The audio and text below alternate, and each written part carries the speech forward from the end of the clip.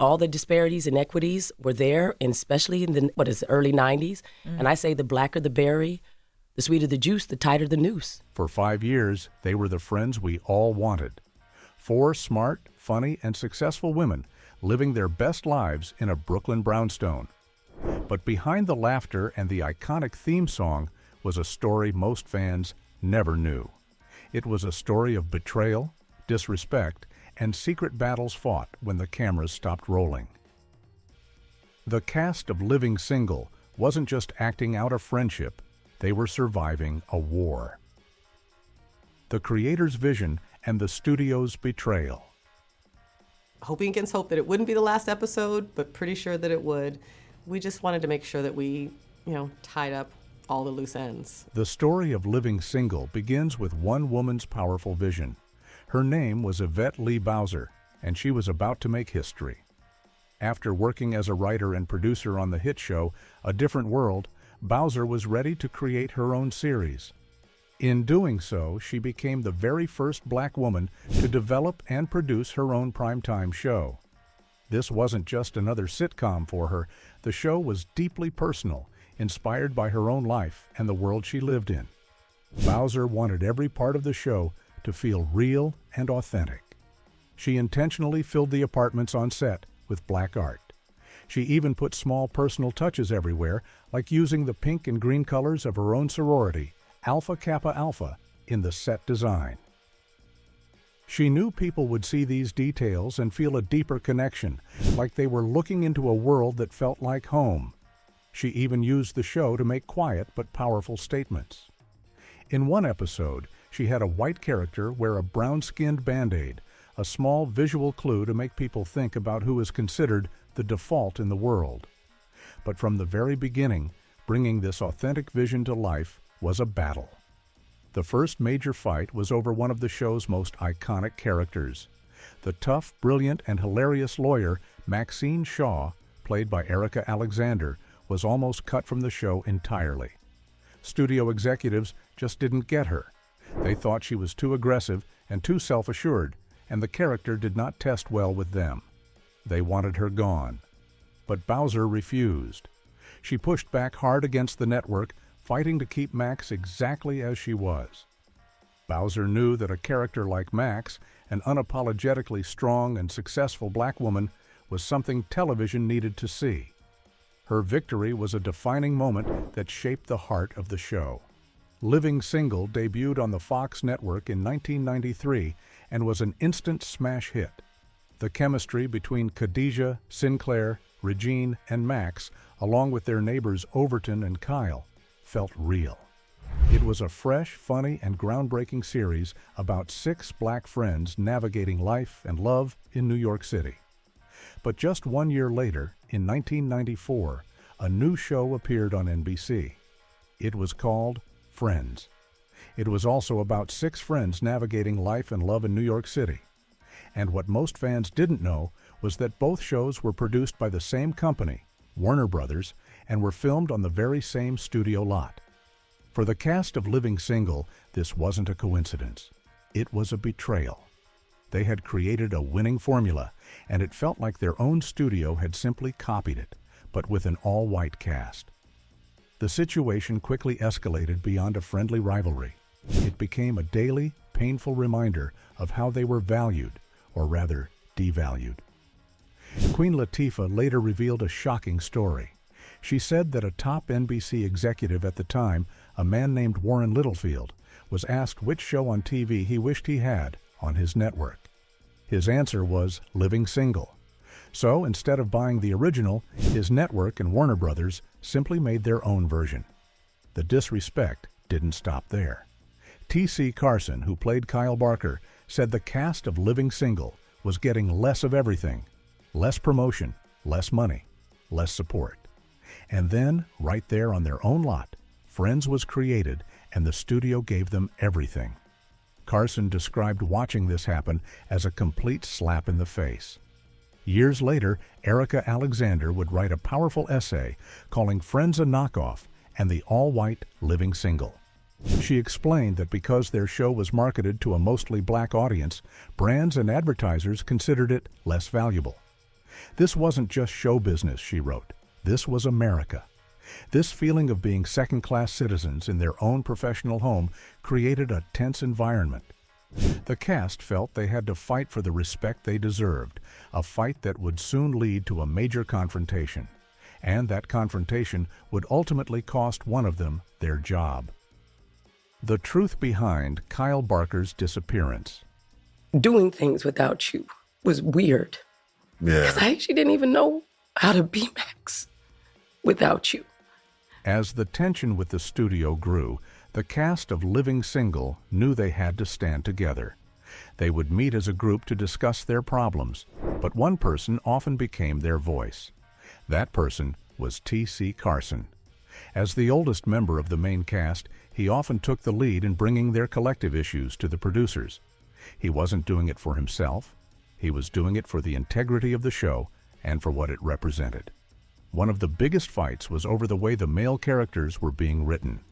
Carson explained that the writers started trying to create a lazy dynamic between his character, Kyle, and John Henton's character, Overton. They wanted to make Kyle the smart, sophisticated one and Overton the dumb, goofy one. The cast pushed back hard. Carson remembers them telling the writers that you cannot put two buffoonish black men on screen next to four strong, intelligent black women. It was a harmful stereotype, and they refused to play into it. Carson felt it was incredibly important to protect the image of Kyle Barker as a successful, cultured black man who was connected to his heritage and treated people with respect. He said that when he brought these problems to the producers, it was never about his ego. It was about what these characters meant to the black community. The studio, however, saw it as ego. They saw Carson as a troublemaker. During the season before he left the show, the producers called him into a meeting. They tried to turn him against his own castmates. They told him that everyone listened to him, that he was the one they followed. They suggested that if he would just tell the others to back down, all these problems would disappear. Carson was stunned. He looked at them and said that he was dealing with 5 grown adults who had their own minds. He made it clear that every issue he brought to them was a group decision, not just his own. Then he added that if they really thought he had that much power over the cast, then he needed to have a different job with a bigger title and a bigger salary. He said he didn't think they liked that answer very much. That conversation was the beginning of the end. Soon after, Carson noticed a change in the scripts. His character, Kyle, was being written off to London. He had a bad feeling, so he went directly to the writers and asked them if they were planning to fire him. He just wanted to know the truth so he could prepare for his future. They lied straight to his face. They assured him they would never break up the group. He went home and watched the episode where Kyle leaves for London. The episode ended, and not even 2 minutes later, his phone rang. It was his lawyer on the other end of the line. The lawyer told him that the studio was not renewing his contract for the next season. He was fired. For Carson, it wasn't the fact that he was fired that hurt the most. It was the cold, disrespectful way they did it. He had given so much to the show, and he felt he deserved better than a lie and a phone call. The impact on the rest of the cast was immediate and devastating. Kim Fields later said that doing the final season without TC was incredibly difficult. The family dynamic of the show had been broken, and none of them saw it coming. The firing fractured the chemistry that made the show so special. Years later, during a podcast reunion, Erica Alexander broke down in tears while talking to Carson. She told him through her tears that he was her comedy partner, and doing the show without him just felt weird. The studio's decision to fire their spokesperson was a brutal show of force, but it wasn't the only way they tried to control the cast. Another actor was fighting a secret war of her own, one that threatened to use the show itself as a weapon against her. The secret war on Kim Coles. Like, you know, there was talk on Living Single that Sinclair and Overton would have twins, and their names would be Sincloverton and Overclair. Oh, that'd be so fun. While T.C. Carson was fighting battles out in the open, Kim Coles, who played the lovable Sinclair James, was facing a different kind of pressure behind the scenes.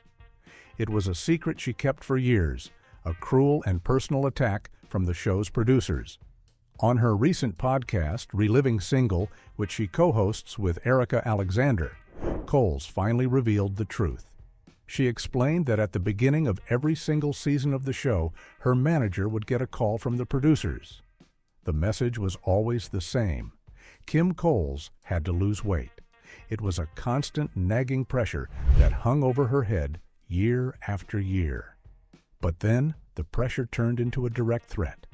Coles said the producers came to her and gave her an ultimatum. They told her, "Listen, we want you to lose weight, and if you don't, we are going to write it into the script. We are going to put fat jokes in the show." They were threatening to use her own character and her own workplace to publicly humiliate her. Coles and Alexander talked about one early episode where a subtle joke about Sinclair's weight did manage to slip into the script. But that joke was one of the last. The cast formed a powerful alliance to protect their friend. Alexander revealed that Queen Latifah, the biggest star on the show, went directly to the producers and put a stop to it. Latifah made it very clear to them that they were not going to be doing that, and after she spoke up, the fat jokes disappeared from the scripts. Even with the jokes gone from the page, the threats continued behind the scenes. Coles remembered confiding in Erica Alexander at the time, telling her that the producers were still threatening her. She told Alexander what they said, that if she kept gaining weight, they would have to start writing fat jokes. Alexander's response was immediate and powerful. She promised Coles, "I won't read those jokes." Alexander confirmed on the podcast that none of the cast would have ever been willing collaborators in that kind of cruelty. They were a family, and they protected each other. But the scars from that constant pressure remained. Coles admitted that the threats got into her head. She felt like she was always being watched by what she called the suits in an office, men with a very narrow and Eurocentric idea of what a beautiful woman should look like. Alexander sadly recalled that because of the pressure, Coles made a very concerted effort throughout the series to maintain the image that the producers wanted. The cast's incredible bond helped them survive the studio's cruelty together. But there were some storms they had to face alone.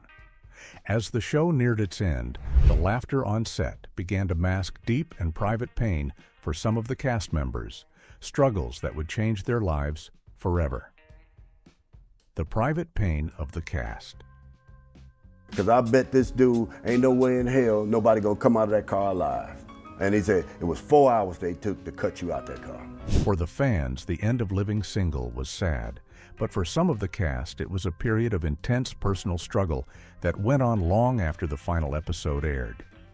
Kim Fields, who played the fashionable and ambitious Regine Hunter, was one of the first to feel the weight of it all. Fans were shocked and confused when Regine disappeared from the show just a few episodes before the series finale. Her character's story was left unfinished, and for years, no one knew why. Fields finally revealed the truth decades later. By the final season, things on set had changed. After T.C. Carson was fired, the show just didn't feel the same for her, but her struggles were much deeper than that.